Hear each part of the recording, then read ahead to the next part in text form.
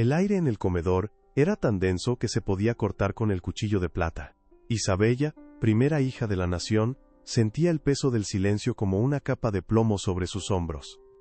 Frente a ella, su esposo Ricardo sonreía con una crueldad apenas velada. A su lado, Valeria, la amante, devolvía la sonrisa, descarada y triunfante. El conflicto principal no era la infidelidad, sino el desprecio, servido en una mesa íntima para tres. La escena era una obra de arte del minimalismo y la tensión. Un candelabro de diseño arrojaba una luz baja sobre la mesa de cristal, haciendo brillar las copas y la porcelana fina. En el centro, un filete wagyu, una exquisitez reservada para celebrar victorias. Pero aquella noche, no celebraban nada.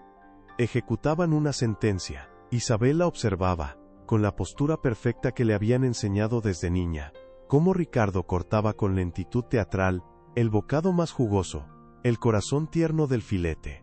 Por un instante, una fracción de segundo, ella contuvo la respiración, esperando un gesto, una migaja de reconciliación. No era la primera vez que se sentía así, como una espectadora en su propia vida. Su existencia se había convertido en una sucesión de actos públicos y humillaciones privadas. Hacía solo unos meses, durante la gala anual de la Fundación Nacional, se había sentido en la cima del mundo. Llevaba un vestido de seda color esmeralda que hacía juego con sus ojos oscuros, y cada sonrisa que ofrecía a las cámaras era un reflejo de la estabilidad que creía haber construido. Su padre, el presidente, la había elogiado en su discurso, llamándola el corazón de nuestra familia y el alma de nuestra nación. En ese momento, parada junto a Ricardo, sintió que todo estaba en su lugar. Su red de apoyo, o lo que quedaba de ella, aplaudía desde las mesas. Amigos de la familia, políticos aliados, diplomáticos extranjeros. Todos veían la imagen perfecta, la hija devota, la esposa elegante, el futuro de una dinastía. Sus sueños eran simples, casi ingenuos para alguien en su posición. Anhelaba un amor tranquilo, una familia propia lejos del microscopio público, un rincón del mundo donde pudiera ser simplemente Isabella, no un símbolo nacional. Creía que, una vez que su padre terminara su mandato, esa vida sería posible. Pero las grietas en la porcelana ya habían comenzado a aparecer, finas e imperceptibles para el ojo no entrenado. La primera señal fue sutil. Ricardo empezó a llegar cada vez más tarde, con el perfume de otra mujer impregnado en sus trajes caros. Al principio, ella lo atribuyó al estrés. El trabajo en el ministerio es agotador, se decía a sí misma mientras le preparaba un té que él nunca bebía. Intentaba mantener la normalidad, aferrándose a la rutina como a un salvavidas. Luego vinieron los problemas financieros, o más bien, el control. Un día, su tarjeta de crédito personal fue rechazada en una boutique de lujo.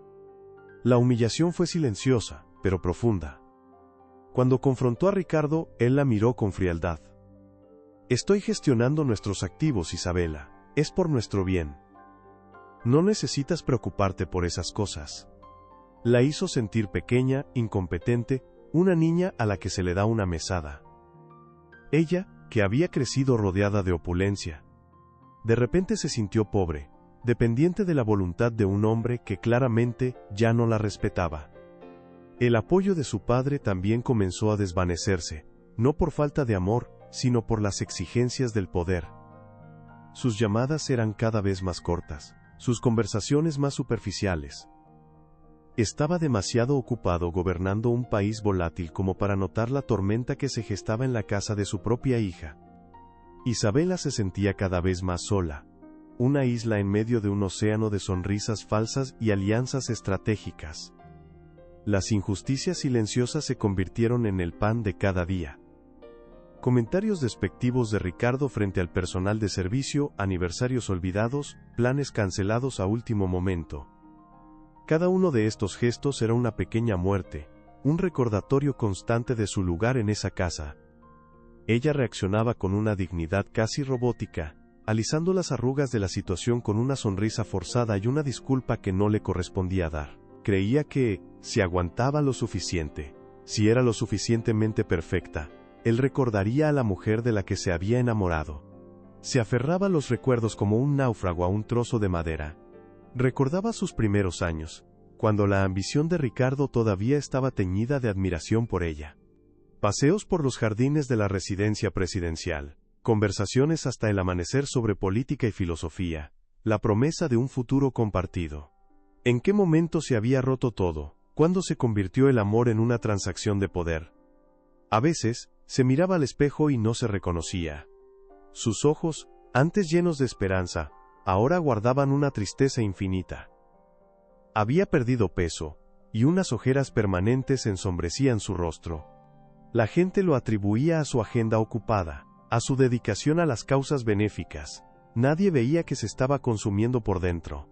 Intentaba minimizarlo, diciéndose que solo era cansancio, que necesitaba unas vacaciones. Pero sabía que no podía escapar de la jaula, porque la jaula era su propia vida. Una tarde, mientras organizaba una subasta benéfica, su asistente, una joven leal llamada Sofía, le tocó el brazo con delicadeza. «Señora, ¿se encuentra bien? Está muy pálida». Isabella forzó una sonrisa. «Estoy perfectamente, Sofía. Solo un poco de jaqueca.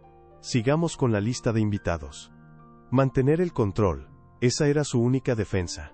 Si se permitía flaquear, todo el castillo de naipes se derrumbaría. La llegada de Valeria fue el golpe final a esa fachada. Ricardo la había presentado en un evento público como su asesora especial, una mujer descaradamente joven y provocadora cuya mirada desafiante no dejaba lugar a dudas sobre su verdadera función.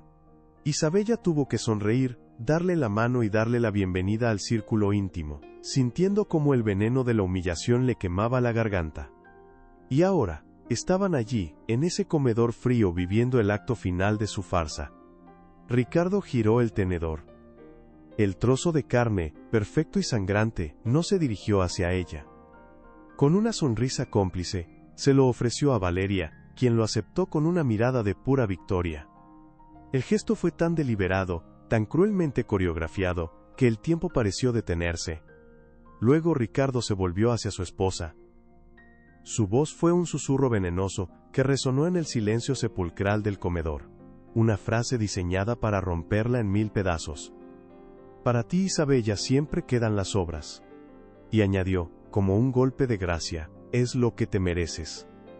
Ese instante, no solo rompió el silencio, rompió el dique de años de humillación contenida. La compostura de Isabella, esa máscara que había llevado durante tanto tiempo, se hizo añicos. Las palabras de Ricardo cayeron sobre la mesa como fragmentos de vidrio. «Para ti, Isabella, siempre quedan las obras. Es lo que te mereces». Por un instante, el aire se congeló. Isabella sintió como algo dentro de ella. Una cuerda tensada durante años de sonrisas forzadas y dignidades pisoteadas. Finalmente se rompía. No hubo un grito, no hubo una lágrima. Solo un silencio profundo, abismal. Y luego, el caos.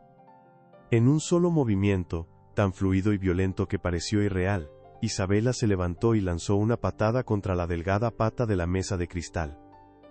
El mundo explotó en un estruendo ensordecedor.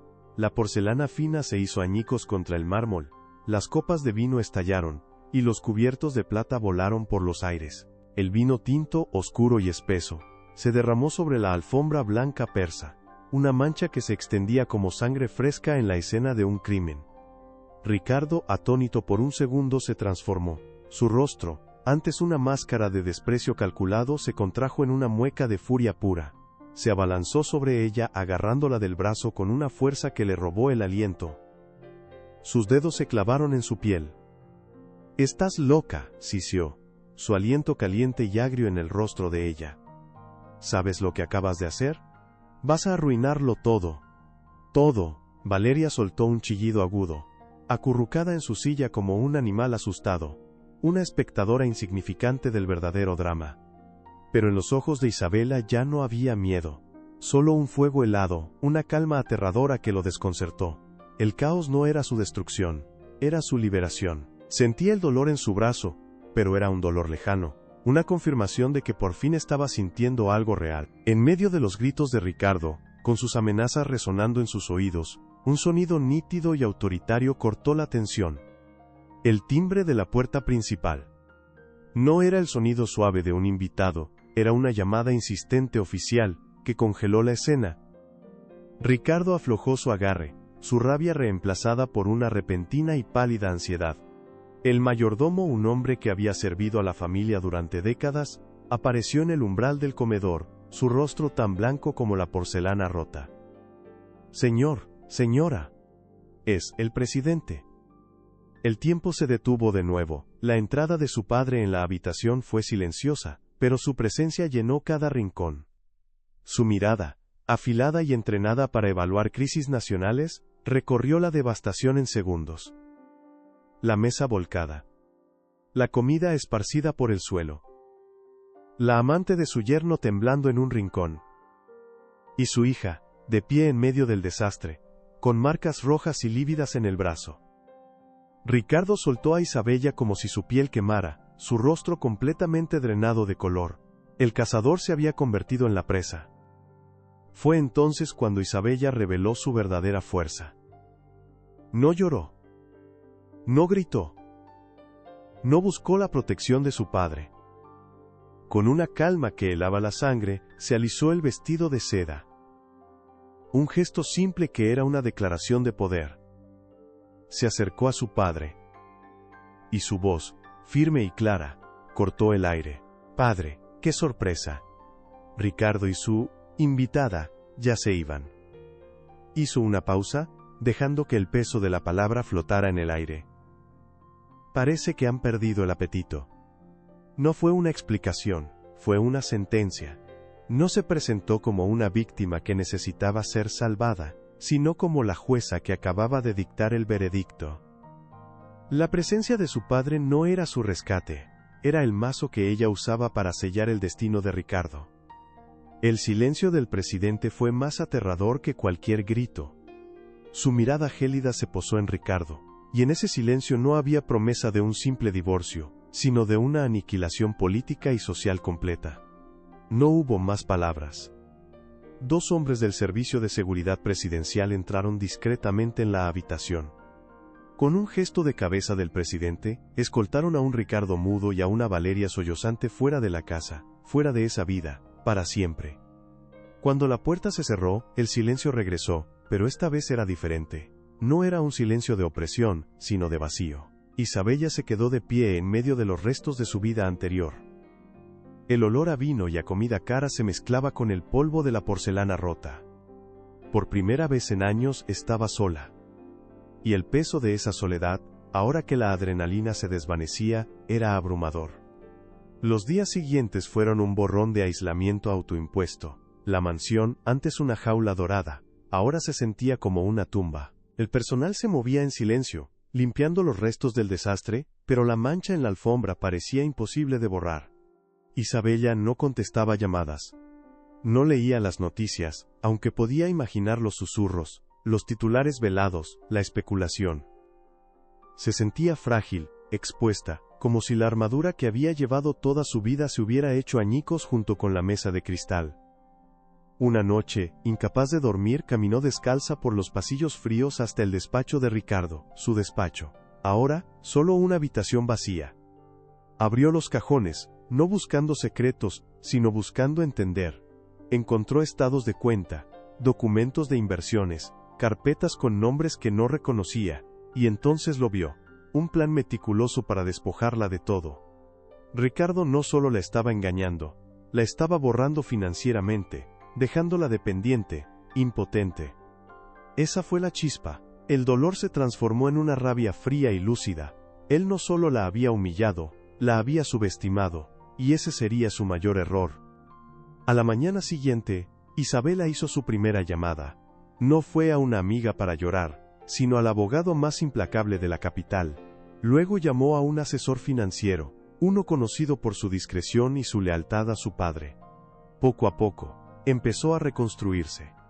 Su asistente Sofía, que la había visto marchitarse en silencio, ahora la veía florecer en la guerra. Juntas, pasaban horas revisando documentos, trazando líneas de dinero, descubriendo las vulnerabilidades de Ricardo.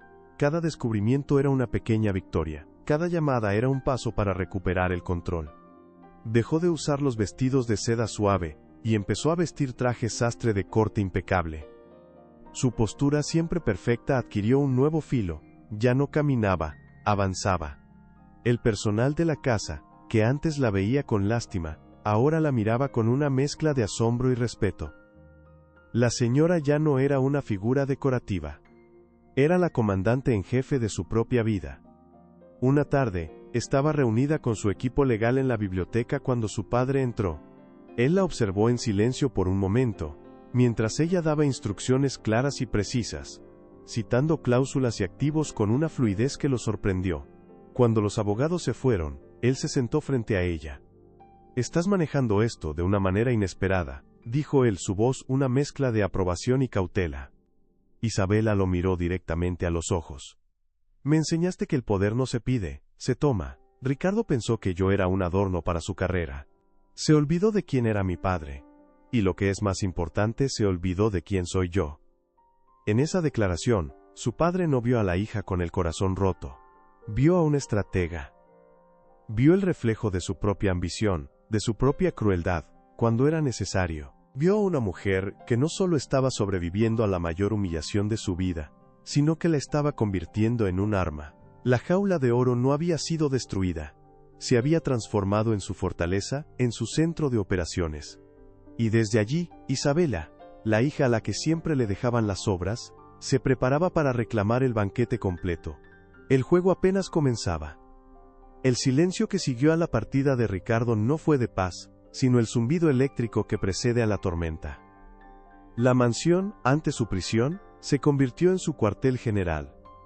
La biblioteca, con sus estantes llenos de libros que nunca leía, se transformó en un centro de comando. Las mesas de caoba pulida, antes destinadas a exhibir primeras ediciones, ahora estaban cubiertas de estados de cuenta, escrituras y diagramas que trazaban la enmarañada red financiera de Ricardo.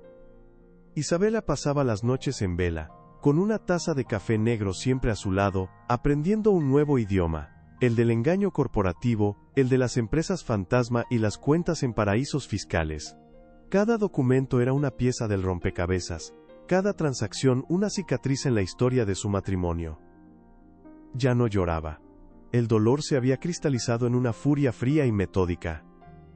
Sofía, su asistente, se convirtió en su sombra, su memoria externa. Pasó de organizar agendas sociales a rastrear transferencias bancarias. Una noche, mientras revisaban un fajo de papeles, Sofía señaló una inconsistencia. «Señora, aquí hay un error. Un pago a una consultora que no existe». Isabella ni siquiera levantó la vista. Su voz era cortante, precisa. «No es un error, Sofía. Es un patrón. Búscalo en los últimos 3 años. Quiero cada recibo, cada correo electrónico». El primer contraataque de Ricardo no fue legal sino social. Una nota en una columna de chismes, sutil pero venenosa, hablaba de la frágil salud emocional de una importante figura femenina de la alta sociedad, insinuando un colapso nervioso. La vieja Isabela se habría escondido, humillada. La nueva Isabela leyó el artículo, dobló el periódico con cuidado y sonrió. Era un movimiento de un jugador desesperado. Predecible, débil. Esa tarde, su padre la visitó sin anunciarse, la encontró en la biblioteca, rodeada de sus abogados. Su aspecto la delataba. Vestía un traje sastre gris oscuro, el cabello recogido en un moño severo, y sus ojos tenían la intensidad de un depredador, estudiando a su presa. Cuando los abogados se retiraron, el presidente se sentó frente a ella. «Leí la prensa», dijo. Su tono era el de un jefe de Estado, no el de un padre. «Esto se está saliendo de control, déjame manejarlo. Puedo hundir a Ricardo con una sola llamada». Isabella lo miró, y por primera vez, no vio a su protector, sino a un igual. «Gracias, padre. Pero esta es mi guerra, y voy a ganarla con mis propias armas».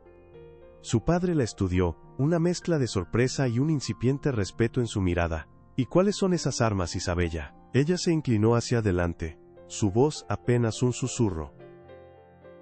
«El conocimiento. Ricardo cree que me casé con él por su poder, pero se olvidó de que yo crecí viéndote gobernar. Conozco cada alianza, cada favor, cada secreto que mantiene a este país en pie. Él usó mi nombre para construir su imperio. Ahora, voy a usar su codicia para destruirlo. La estrategia de Isabella fue quirúrgica. No respondió a los chismes. En su lugar, a través de uno de los contactos de su padre, un periodista de investigación al que le debían un favor, filtró un documento. No era un escándalo sexual ni una acusación directa. Era algo mucho más dañino en su mundo. Un informe que demostraba que una de las principales inversiones de Ricardo, un proyecto de infraestructura que había defendido públicamente, estaba al borde del colapso por mala gestión y desvío de fondos. El golpe fue magistral, no la pintaba a ella como una esposa vengativa, sino a él como un empresario incompetente y posiblemente corrupto. Sus socios de negocios, esos hombres poderosos que valoraban la discreción y el éxito por encima de todo, empezaron a distanciarse.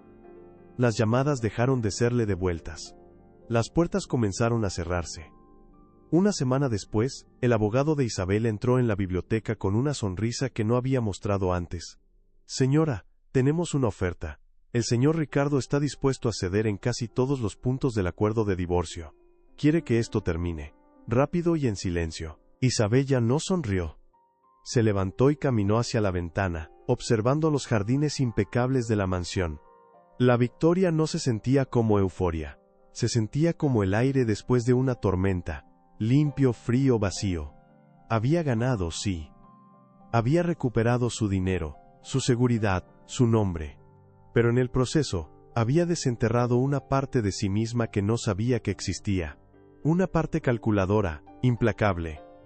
Se dio la vuelta y miró a su abogado. Rechace la oferta, dijo con calma. El abogado parpadeó, confundido. Pero señora, es todo lo que pedimos, y más. No, lo interrumpió ella, su voz tan afilada como el cristal roto. No pedimos un acuerdo, exigimos una confesión.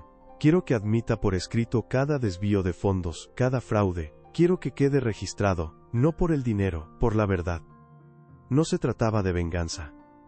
Se trataba de reescribir la historia. Ricardo la había sentenciado a vivir de las obras. Ella no se conformaría con nada menos que el banquete completo, servido en la cabeza de su enemigo. El poder, se dio cuenta en ese momento, no era solo tener el control. Era asegurarse de que nadie pudiera volver a quitártelo jamás. 2 años después, el aire en la sala de juntas era diferente. Vibraba con energía, con el zumbido de la innovación. Isabella, ahora conocida por su apellido de soltera, de la Torre, presidía la reunión desde la cabecera de una mesa de roble macizo. Ya no llevaba vestidos de seda que susurraban fragilidad, sino un traje de pantalón color marfil que gritaba autoridad silenciosa.